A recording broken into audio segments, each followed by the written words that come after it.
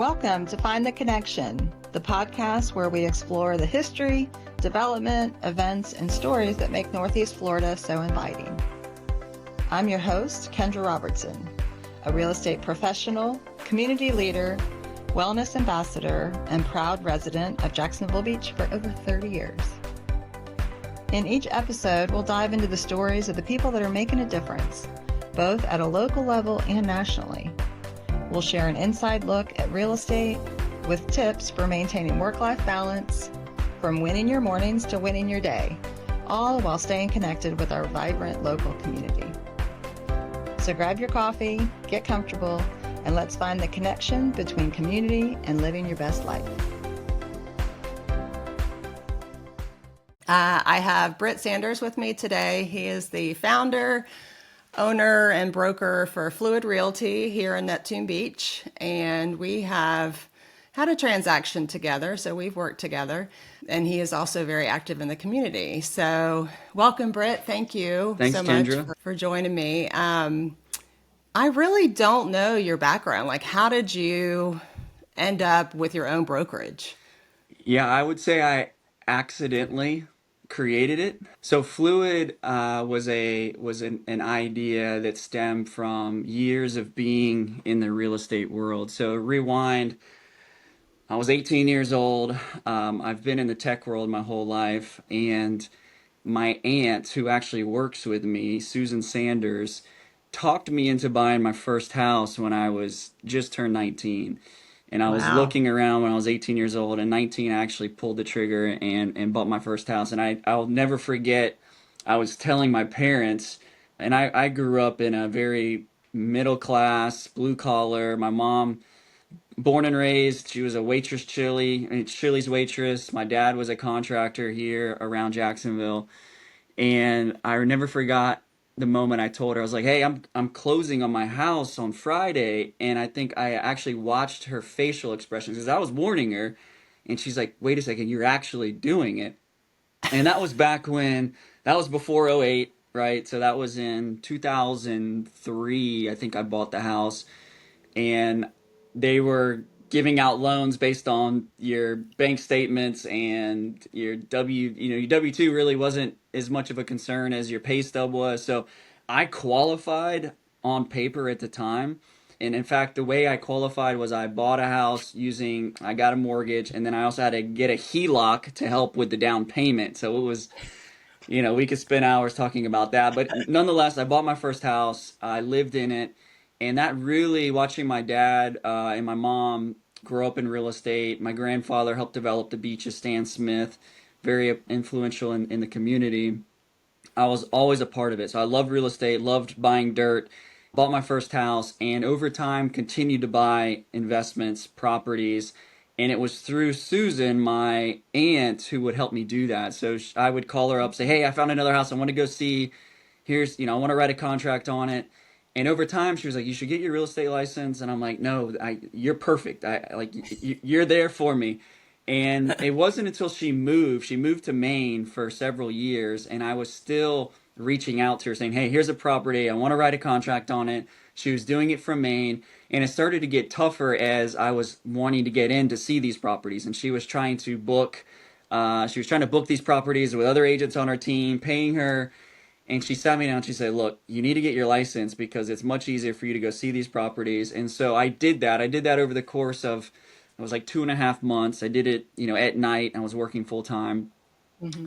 Fast forward, got my license, continued to invest in real estate. And a lot of my friends were watching me buy these houses, and I would buy them and I'd flip them and I'd buy some and hold them. And they're like, "Hey, can you help me buy a house?" And I was like, "Sure." I never thought about doing it what I would consider on the retail side of real estate. And so I did. I helped them buy a couple houses, and I was like, "Wow, this is really fun." I was looking at it from a different perspective. I was going into it totally not like I do today, but going in and looking at it like, "Man, this is concrete block and it's, in this location." And I was really looking at it as an investment standpoint, and I had a good time doing it. So I was working for a really cool person at the time, Ryan Weatherhold, still really good friends with Ryan. In fact, we communicated last night on some projects, but he brought me under his wing. I was, just hanging my license with him, doing real estate, still doing the investments, flips, and helping some friends. And it wasn't until I got my broker's license and I went to Ryan and I was like, hey man, we should start a boutique real estate company that's different from, the big box brokerages. Let's focus on the community. And he thought it was a great idea at the time, but he was really, his mindset was still building, investing. He wasn't really trying to build a brokerage. And so I kind of took that from him and left and had a good conversation with my wife. I was like, you know what, I'm about to pour a lot of money, time, hours into this. And so I had lunch with Ryan, told him I was going to kind of go off on my own, start this Mm-hmm. brokerage.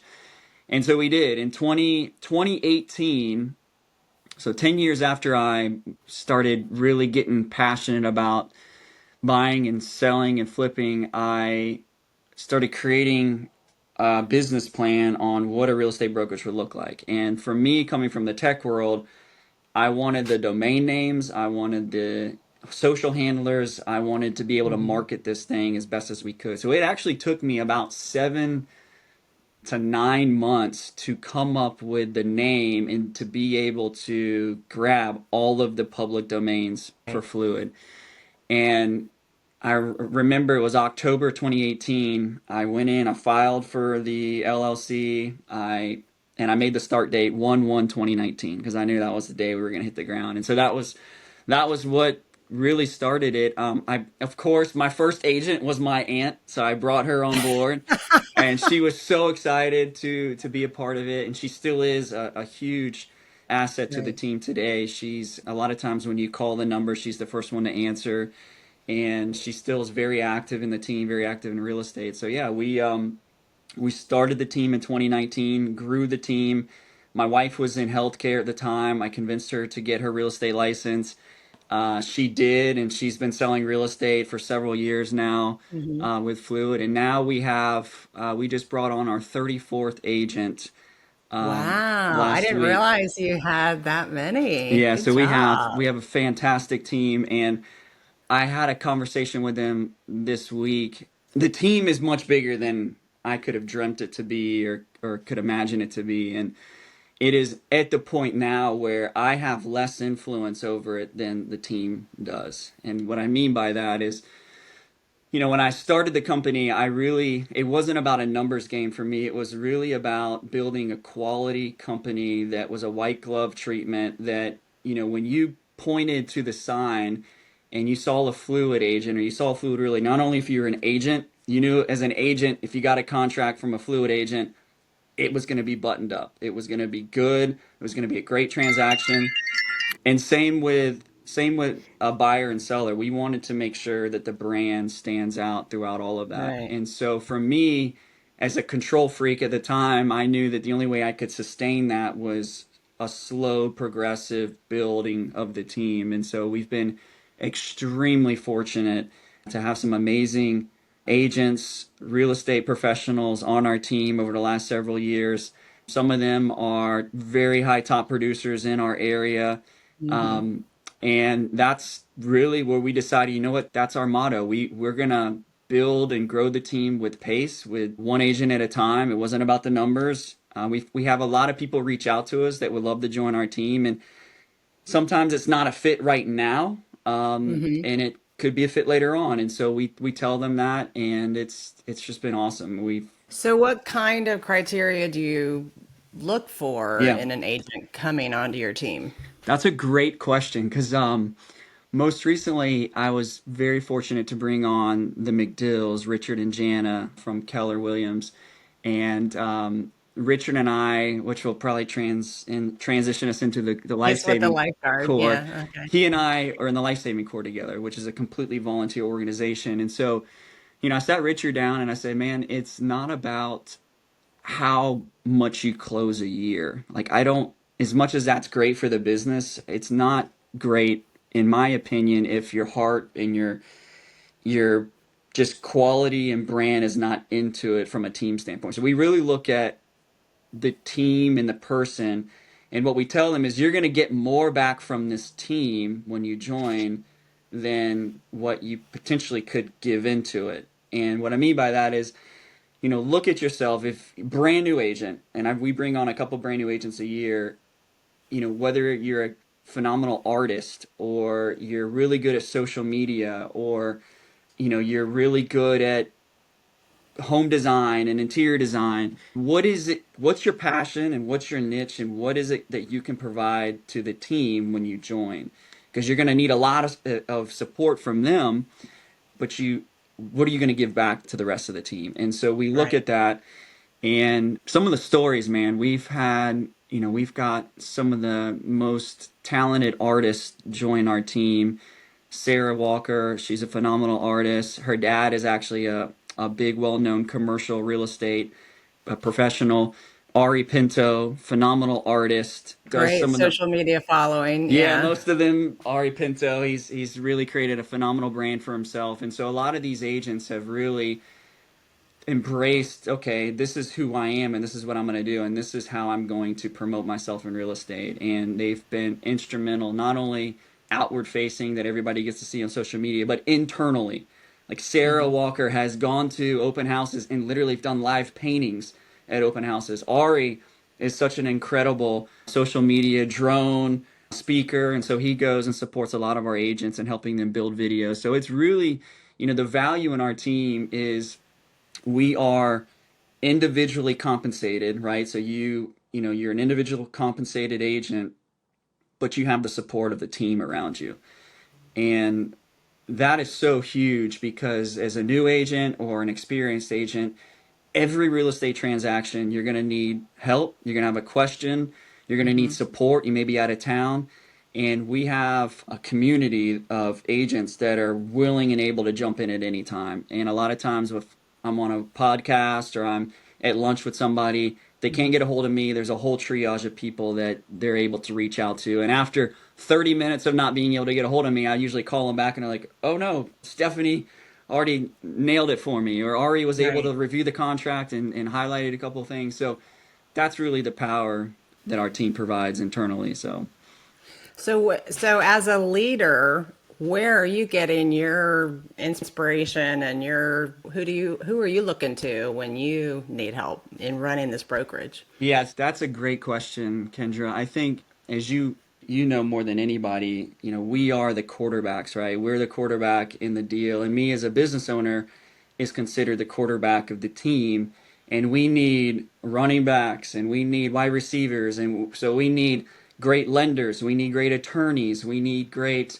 home inspectors. And so I get a lot of my support externally as well.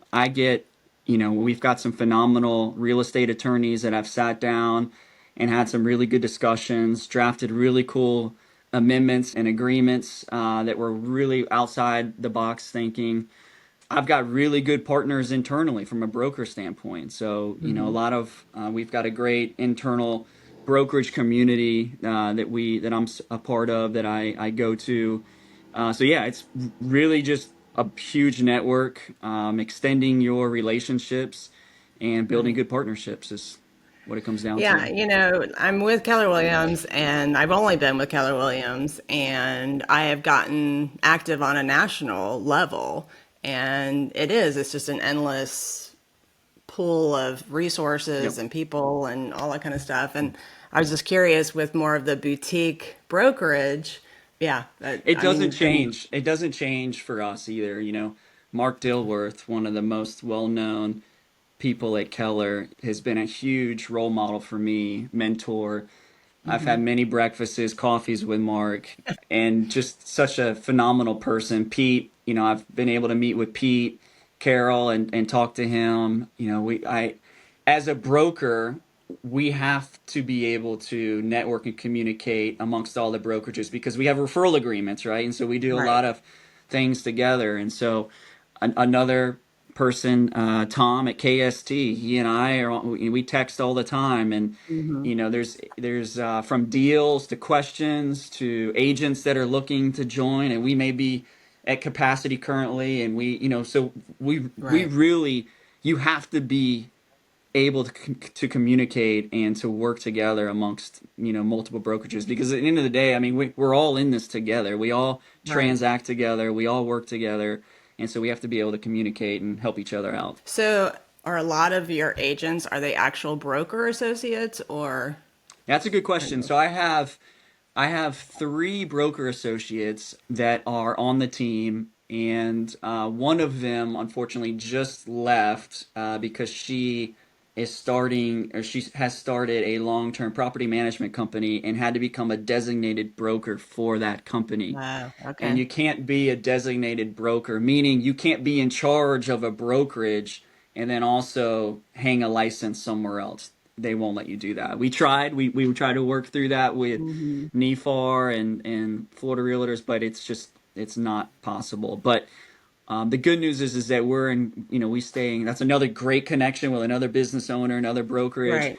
and we have a fantastic referral agreement together. So we work very closely together with her and her team. So Early on, I had planned to get my broker's you license, and I should. will. I did do the GRI, which I learned so much, the Graduate Real Hmm. Estate Institute. That was a huge learning thing in the very beginning. So yeah, I just have been too busy to get the broker. So it's on my Swimming, list. too busy swimming.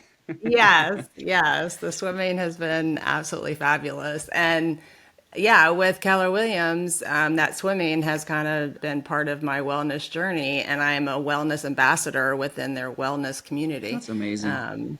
Yeah. So it's been almost 4 years, I think, of swimming every day at sunrise, pretty much.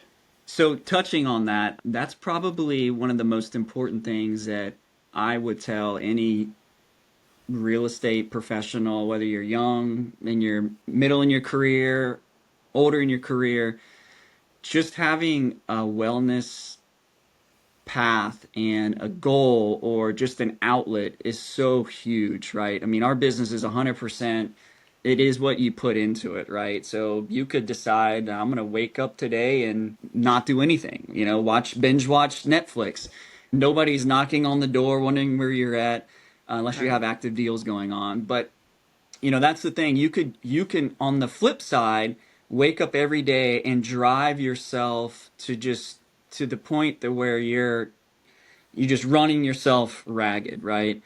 And I feel like I at one point in my career was doing that. I was, I'm a 5 a.m., go to the gym, work out, home. My family is my number one priority, so I always want to be home for taking the kids to school so I can see them, pack lunches, drop them off. And so, doing that over the course of several years, having an outlet like swimming or running or working out, I think is extremely important. And the next thing I have really latched onto is giving back. And I think that's something that, fortunately for our community, does so well. And you don't understand the community ties until something tragic happens. And so, unfortunately, I've experienced several tragedies in my lifetime, and seeing the community come together and rally together and to be around you Right. and to support you, all it does is want to fire you up to be one of those people. And so, whether it's volunteering for the Life Saving Corps that we mentioned, I got in the Corps when I was 16 in summer of 2000. Sit the beach for the Jacksonville Beach community. It is a completely volunteer job. There's no pay.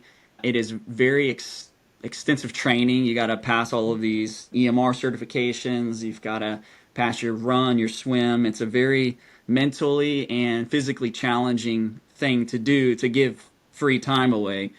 But it's very Well, have you been, did you ever have a time off, or have you been absolutely. involved since you were 16? That's a great question. So I didn't, it wasn't, I got in 2000, sat a couple years, worked with the Corps, went off to college, and it wasn't until recently, in 2023, I believe, is when I really got back very active again. Actually, 22. And so it really was something, and that's again where I reconnected with Richard. So yeah, I mean, just and the other thing that we're doing is we've got this blood drive we've been really excited about. So we're coming up on our fifth blood drive for the community. we're trying to find ways that we can give back as a team, as a brokerage, personally. And so having that wellness outlet, but also having that outlet of giving back is huge to the community. And I think that's what continues to keep me fired up every day. So yeah. Well, I think for me, the sunrise swims, nobody needs me at sunrise. That's So it right. never gets interrupted. I mean, I can try and schedule a yoga class at some point during the day, but someone wants to see a property or whatever. And I've had that base of breaking through an unhealthy decade, being kind of where you are in your life with small kids running around, all the things. My kids are now grown, 22, 27, and 30. But I, in this kind of shifting market in the last year, had a really slow year. And then all of a sudden I just got slammed this summer. And I was really happy with myself that I maintained those swims. And I Yep. think it really helped me as well, just, maintaining that level of time for myself, starting my morning without going right to a computer or right to a phone call. And yeah, I think my motto has been consistency over intensity. Yeah. Yes, I'm getting ready to go swim 8 miles with my Yeah. daughter this weekend, and that's a little intense, but just my mile every day. I That's want to be able to huge. move without pain and swim a mile every day. So That's extremely important. We're right now it's month of September. We're doing this podcast September 11th today. And we're this month we're doing I'm doing 43 miles. It's Childhood Cancer Awareness Month. Recently my son just got diagnosed with leukemia. And so we're running a lot of miles right now. My family, the community to support that. And yeah, it's one thing at a time, but just running, I hate running. I despise running. You ask my wife and she's like, she laughs because she enjoys it. But over the past several weeks, it's really been something that's been now an outlet for me. Like being able to put your body through an intense run, whether it's just 1 mile or 5 miles. The mind over matter, which I know with swimming, it's a lot of that. You're just with yourself and your thoughts, in the morning. It really helps you. For me, it helps challenge myself.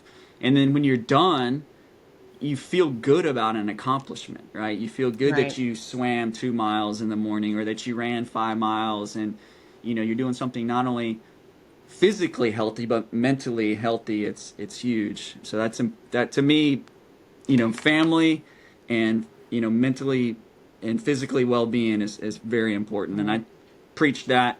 You ask all of my agents, I preach that all the time, that takes priority Right. over everything. So Well, you're sporting your new haircut in support of your son, that's right. correct? Yeah. So you were organizing a blood drive before your child even had leukemia, correct? No, no. So we started the blood drives as Okay. it. There's many organizations, there's many funds, there's a lot of things that support cancer research. And for me, I didn't want to just create another place for people to donate money, and I'd rather it go to these organizations that are like the J Fund or Fourth and Gold that are already established. I don't want to take away from something that's already working today. So we decided, let's just do a blood drive and see how many people showed up. And it amazed me. We had over 100 and something people sign up the first blood drive. We had somewhere around 96 people donate blood. And Life South, who we partner with, it's a local blood drive bank, were blown away. They say the most we usually get at large blood drives is anywhere from 10 to 15 people.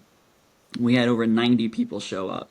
And And so that's a testament to your to the community, community alone, absolutely. And Right. so we're going to do it again. And they kind of Life South.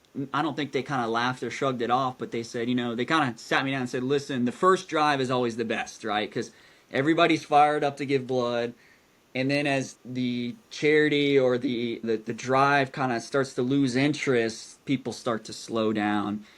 In the next drive, we had almost 90 people again, and they're like, "Oh my gosh." The third drive, the same number. And it's like, and I told James and the people at Lifestyle, I said, if people are going to continue to show up, we're going to continue to have these. If that's my calling Right. to get people to give blood, which is by far the most simple donation that anybody can do. It's free, takes maybe an hour worth of your time. Right. You can only do it once every 2 months, so it's like an hour every 2 months, but it could potentially save three people's lives. One blood donation. That's amazing. And so that's been something that we're going to continue to do. We're planning our next drive here in October. We in the community, having people reach out to me on Instagram or text messaging saying, "Hey, we want to sponsor the next one. We want to be a part of the next drive," which has been really cool to see.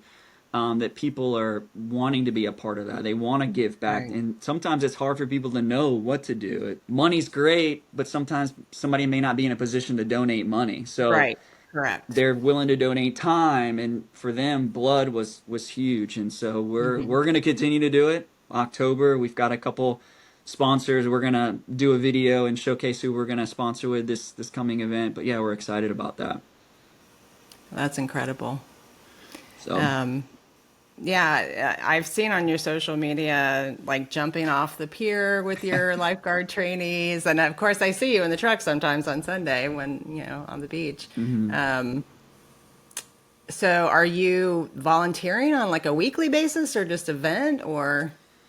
yeah, so last year I did 250 hours of beach community volunteering, so which is quite a lot of hours. Having family, like you mentioned, a brokerage company, agents, and it was honestly a lot to maintain. This year, I moved into a different role with the organization. I'm now on the board of directors, and have been supporting them at a higher level, looking at fundraising, recruiting. And so right now, that's where I have been. I haven't really been, you probably haven't seen me on the back of the truck this year like last year. I was sitting towers last year. But the goal will be, as I continue with the board this year, next year, I would love to be back once my son gets in a little bit more of a steady routine, be Right. back on the beach, because that's so much fun. I mean, when you talk about having a direct impact to somebody's life, when you're pulling them out of a run out and bringing them on the beach and looking at their face that you had just saved their life, there's no better reward than that. They're both my two older daughters, Sabrina and Fiona, were Neptune Beach lifeguards. Okay. And at one point, when I would walk the beach, I pretty much knew every kid sitting Yeah. in every chair from Jack's Beach to Neptune to Atlantic. It was always nice to see the familiar faces. No, that's awesome. I mean, any kind of first responder role, firefighting. I mean, that's such to me. I look at. I'm just working on contracts, and I'm at a computer desk all day long. And to me, Right. to be able to go out and to have an impact like that is really rewarding. So you mentioned, was it your grandfather, Stan Smith? Is That's that? right. So he was part of developing the beaches? Yeah. So he started developing around the beaches a long time ago, before I was a baby, even born. He owned a real estate company out here. Another individual by the name of Terry McHugh, and you probably know The McHugh the family. McHugh family. Again, very legendary for our beaches area. And yeah, they started a real estate company. Was actually on Beach Boulevard. My grandmother still has some of the memorabilia in her house of it. But he developed a lot of the homes around the beaches. In fact, it's really cool when I pull up a deed and it's got my grandfather's name on it, on a house that I recently have sold for a Wow. community. That's really awesome to see. The stilt houses on Penman Road, he and my father built those houses. So I mean, there's a lot of homes around the beaches that they were a part of, and he was a big investor and founder of Ryan's Family Steakhouse as Oh, well. wow. So that was an old, really cool, iconic place here in Neptune Beach. Most people remember that. So, yep, Well, you've been a part of sponsoring the Beaches Town Center tour of homes, and that's I right. think that's what I love about that tour is there's always a story, behind a few of the houses.